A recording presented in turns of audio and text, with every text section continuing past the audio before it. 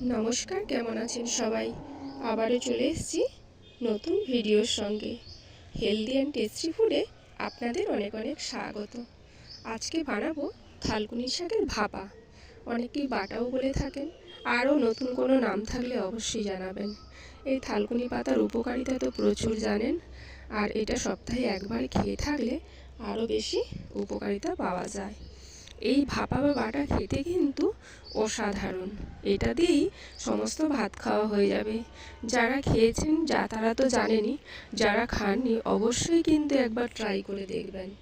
অসাধারণ খেতে হয়।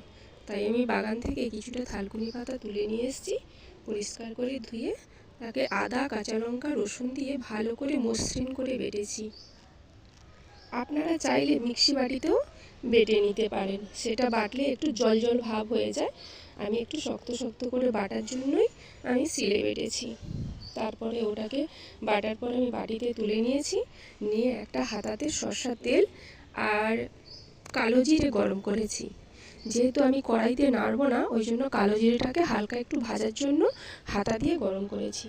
তারপরে গরম ভাত হয়ে গেছে আমার, শুধু ভাতে বসিয়ে আমি ঢাকনাটা চাপা দিয়ে 10 মিনিট রেখে দিয়েছিলাম।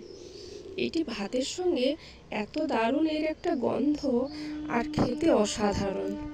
আপনারা একবার হলেও ট্রাই করে দেখবেন, দারুণ খেতে।